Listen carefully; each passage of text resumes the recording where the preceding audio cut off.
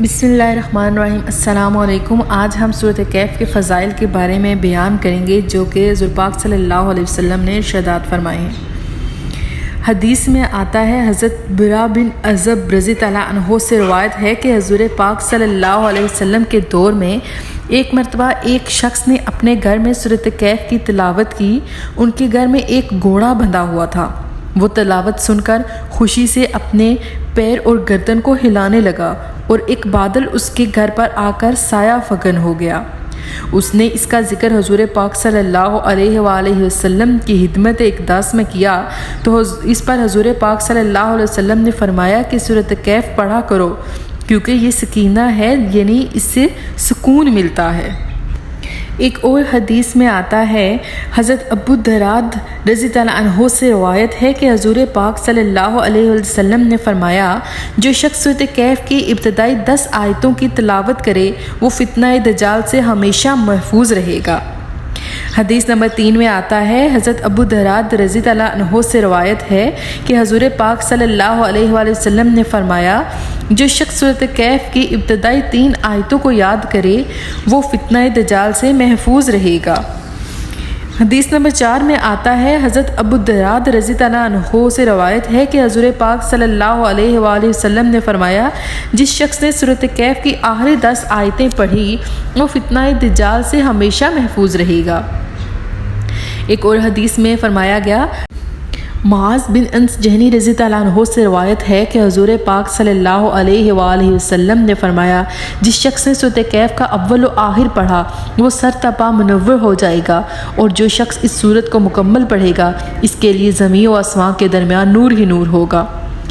ایک اور حدیث میں فرمایا گیا، حضرت عبداللہ بن عمر رضی اللہ عنہ سے روایت ہے کہ حضور پاک صلی اللہ علیہ وآلہ وسلم نے فرمایا، جس شخص نے جمعے کے دن سورۃ کہف پڑھی قیامت کے دن از سر تپا اور زمین سے آسمان تک اس کے لیے نور ہی نور ہوگا، اور دونوں جمعوں کے درمیان اس کے گناہ معاف کر دیے جائیں گے۔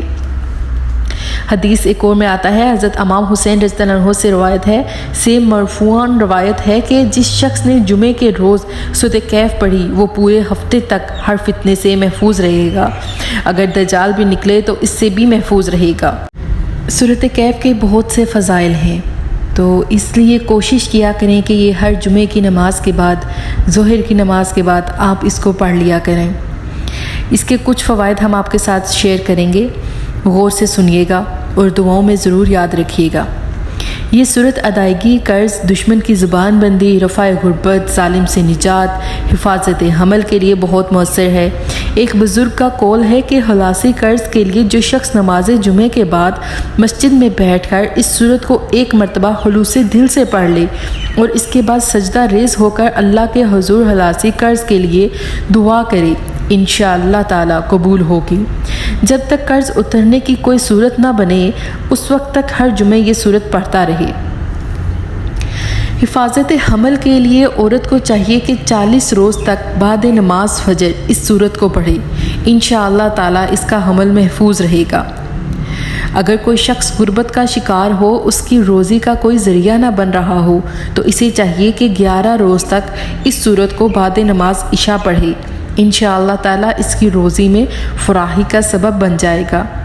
اگر کوئی مرد یا عورت ایک مہینے میں ایک مرتبہ اس صورت کو پڑھ کر پانی پر دم کر کے اپنے مکان کی چھت کے چاروں کونوں پر چھڑکے تو وہ مکان اسیب، جن، بھوت اور شیطان کے حملے سے محفوظ رہے گا۔